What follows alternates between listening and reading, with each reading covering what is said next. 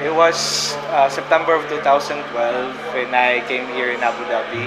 Very overwhelmed because hindi ko ma-imagine na nakapunta ako dito kasi nag-work pa ako sa Pinas. The other the next day, nandito na ako. I was very, very happy.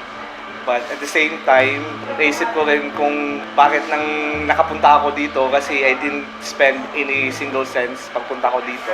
Tinanong ko sa Lord, Lord, maybe you have a plan or a purpose kung bakit ako nandito kasi wala talaga akong pera. Kasi nakapunta ako dito, 500 pesos lang yung pera ko sa pocket. Honestly, it's literally 500 pesos lang.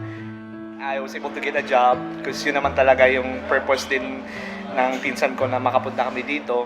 And then after a year, I feel something bothering me. So I decided to go to the hospital to have it checked. And then all of a sudden, the doctor said that we'll do colonoscopy. They did colonoscopy. After that, after 3 days, may result na. Sinabi ng doctor ko na actually, may nakita kaming mass sa colon mo, and we took a sample from the mass. Unfortunately, the mass was malignant. Yun nga, I was diagnosed with cancer, sabi ng doktor.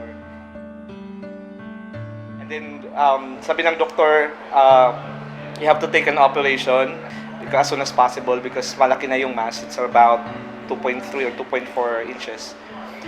They conduct the operations. So I stayed there for 4 days na parang paralisado talaga na walang, as in sobrang hirap.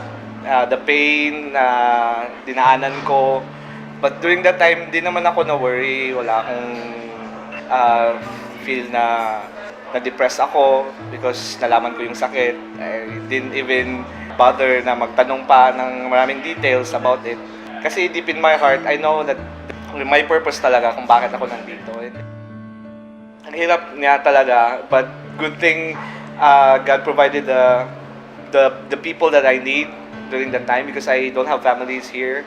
Pero yung Lord gumawa ng way na magkaroon ako ng mga tao na susuporta sa akin during those times in the hospital. My friends ako na-schedule na magbantay sa akin during the night time. A lot of people actually na nagpe-pray sa akin, church elders. They went there, they're all constantly praying for me in the hospital. I was really overwhelmed. Daming taong sumusuporta sa akin, and I know God has really a plan, and I just have to hold on to His promises lang talaga.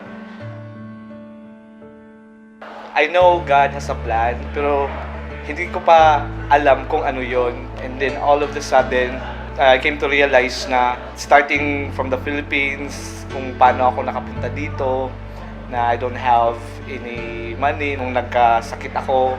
When I was diagnosed already with cancer, yung sakit ko is actually malignant. So matagal na pala siya. So maybe when I was still high school or college, may sakit na pala ako.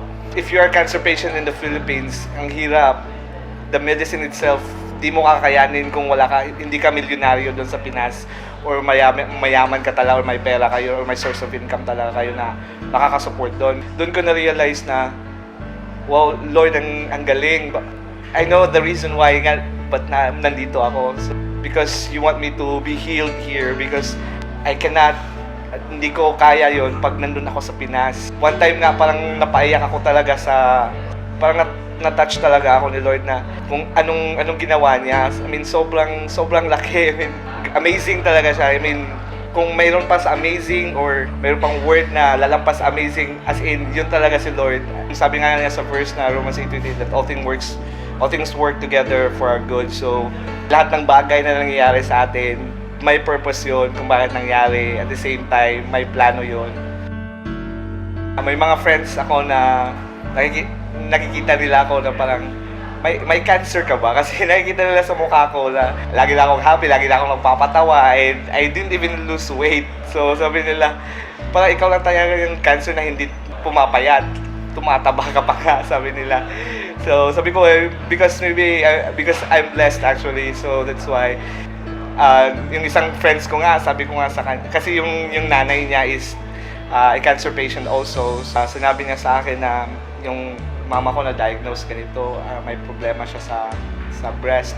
Sabi ko, and I asked her kung anong medicine ang ginagamit niya, and fortunately we have the same treatment na ginagamit ng mama niya. So sabi ko, you know what, may 3 boxes or 4 na boxes ako na medicine na para sa mama mo. And tuwang-tuwa siya kasi siyempre yung each capsule kasi ng medicine na yun is worth 500 pesos. So sobrang tuwa siya, sabi niya, hindi ko ma-imagine na cancer patient ka, tapos ang dami-dami pang gamot, natulungan mo pa ako, sabi nga niya sa akin. Parang hindi ka kaya cancer patient, parang joke-joke lang yata yun sa'yo, sabi niya. Yeah, after all I've been through, because I have to do 12 sessions, I have 2 more sessions to go, but I have an early screening about my disease, and the doctor said that it's good. After my last 2 sessions, they can declare it already that I'm cancer-free. I was so happy that I can go back to my regular life again. I mean, actually ginagawa ko naman yung regular talaga na ginagawa ko before. But they didn't know that I've been doing that since the process throughout the chemotherapy.